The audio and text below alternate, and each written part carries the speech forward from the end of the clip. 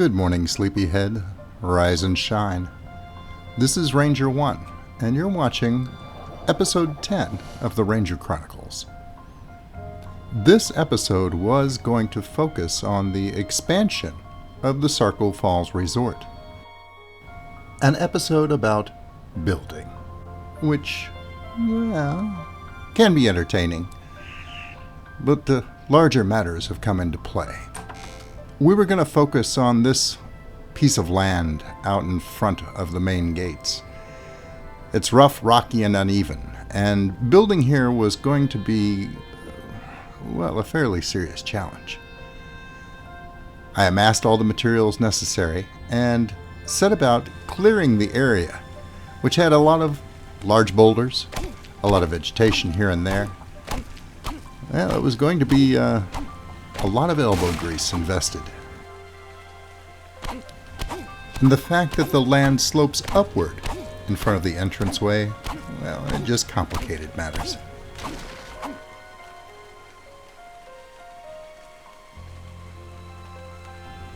Still, if I did this correctly, it would add an immense amount of floor space to the resort, and I planned on going up quite a few levels as well. And I deemed it well worth the effort. The location itself is gorgeous, surrounded by waterfalls on the southern coast of the ARK, balmy tropical breezes. Yes, it was going to be a vacation paradise. So enamored was I with this project that work continued around the clock. And despite the difficulties involved, progress was steady. It took a sudden heavy rainstorm to finally force me to take a break from my labors, and I resolved to put the time to good use by checking on my animals back up north in my main base at Hidden Lake. But this rainstorm didn't dissipate. Instead, it got continually worse as I trekked northward. And by the time I arrived home, it had turned into the most severe storm I have yet seen on the ARK. Even in this safe haven, the animals appeared uncharacteristically nervous, uneasy, foregoing their normal cosmopolitan lifestyle and instead sticking closely with others of their own species. The temperature dropped sharply during the storm, and sheets of lightning filled the hazy sky. Lightning so severe, in fact, that it claimed the life of my favorite Quetzal, Lockheed. I had perhaps unwisely left her perched on top of the glass and steel aviary you see behind me, and then the next thing I knew there was a bright flash followed by a deafening crash of thunder.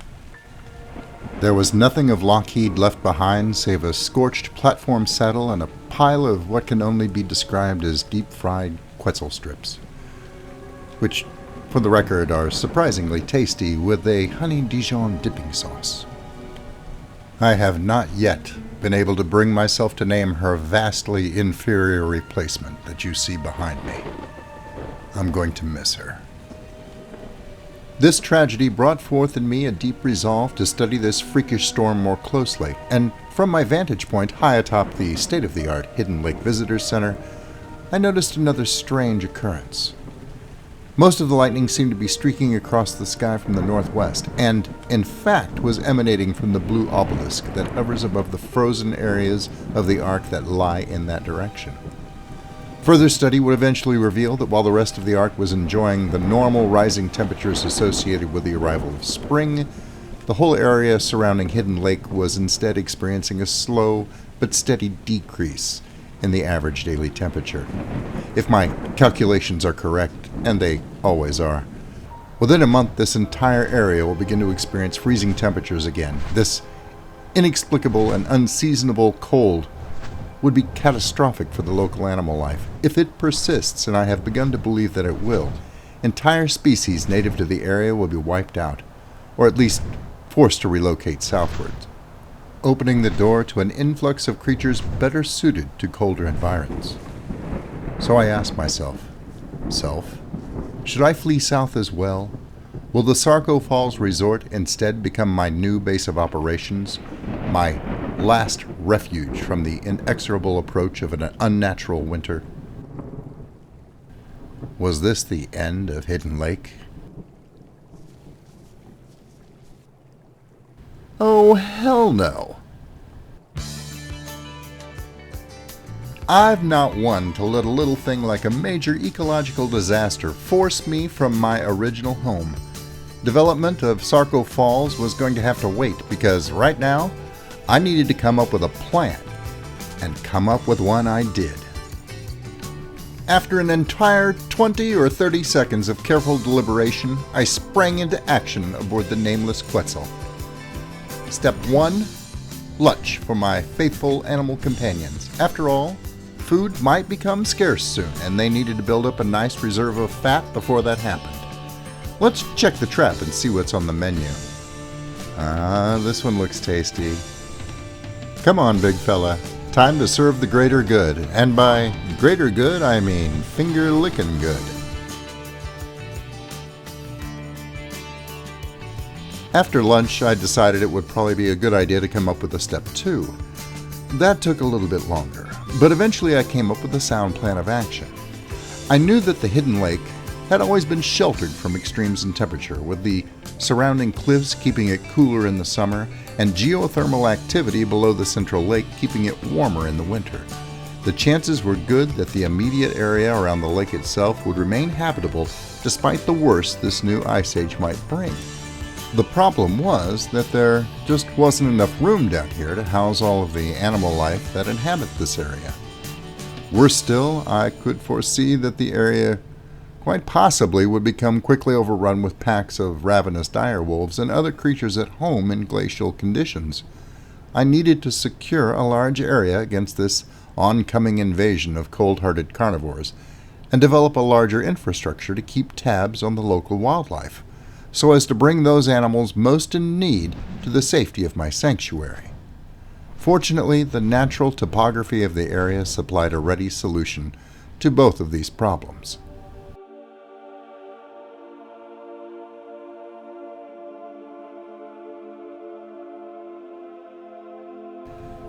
This entire area is partially cut off from the surrounding mountain ranges by a deep gorge called Smuggler's Pass. With careful planning and a relatively minimal amount of work and materials, I was able to quickly transform it into a formidable barrier, one that would be fairly effective in securing a significant amount of land surrounding the sanctuary.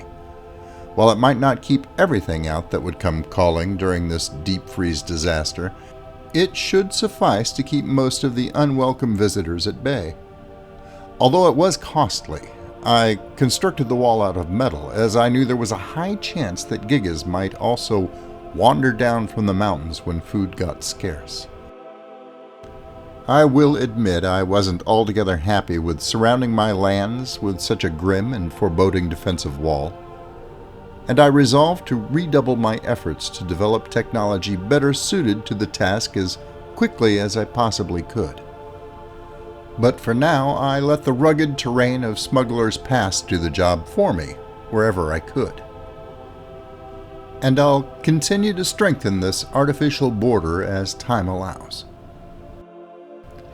In one decisive move, I had increased the size of the lands under my control tenfold. Now it was time to bring in reinforcements to populate it, and to give me a hand with the next phase of my plan. I recalled all of the animals I had living in my Paradise Island experimental habitat, the island formerly known as Dead Island, and let its native carnivore population take over again.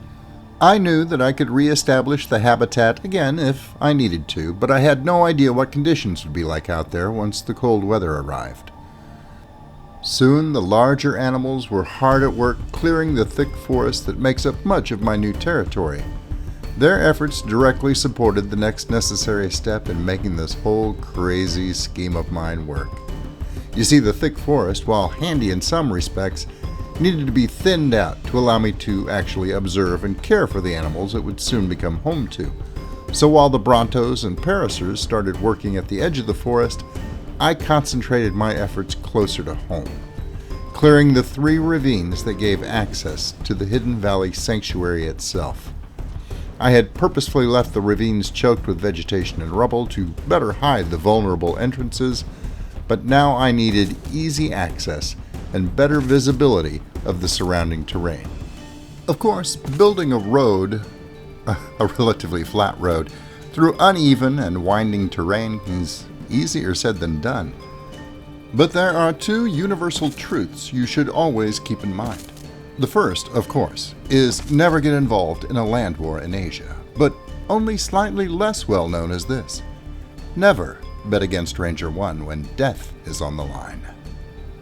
So to whatever capricious powers that be that placed my precious sanctuary at risk of being locked in eternal winter, this building montage is for you. 5 a.m. and we are in trouble, but we don't really care. Tell ourselves there's always tomorrow, but it will still be there. No, they don't pick us up, instead they knock us down, and that's the way it goes until we're in the ground. I don't wanna do this anymore. No, I just wanna say hello and do whatever I like. It doesn't matter if they say so, 'cause I can put up a fight. Let's make a hit and run, do it for fun. They can't hold on forever, so just say hello. Yeah, we'll be going all night. 9 to 5, we're all on the hustle. We wanna get away. Another day of beg, steal, and borrow, and that is safe to say.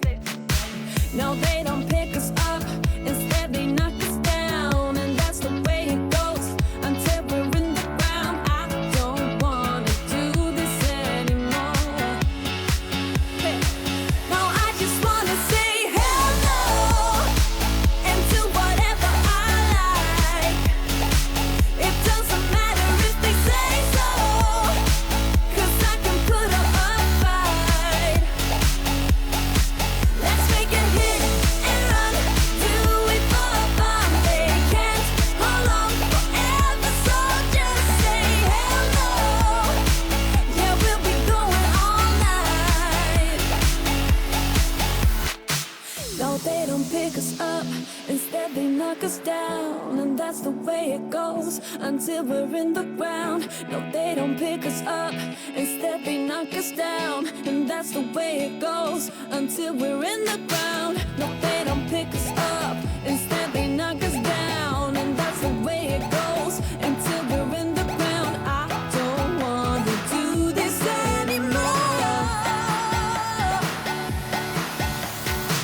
No, I just wanna say hello and do whatever I like. Do whatever I like. It doesn't matter if they say so, 'cause I can put up a fight. Let's make a hit and run, do it for fun. They can't hold on forever, so just say hello. Yeah, we'll be going all night.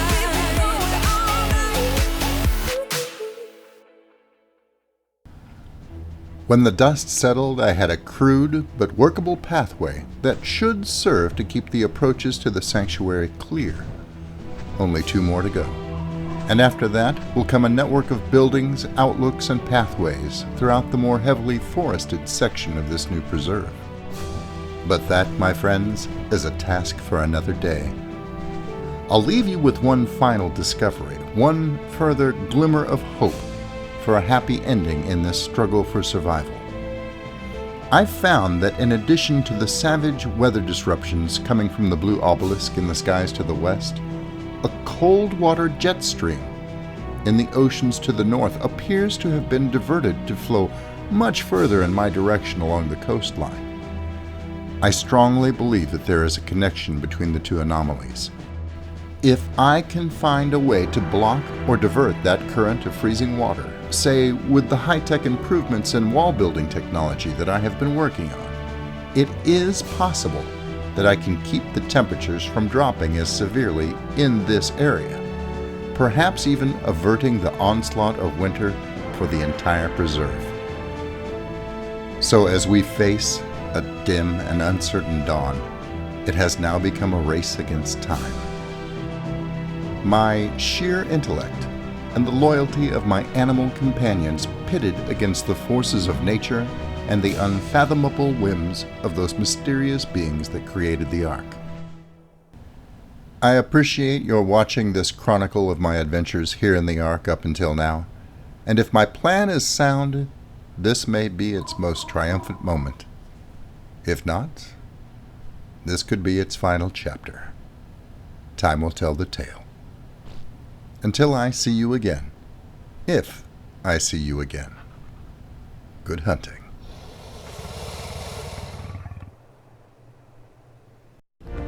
Thanks for watching. I hope you were entertained. If you liked the video, please remember to subscribe. And if you're already a subscriber, thank you. And I'll see you next time.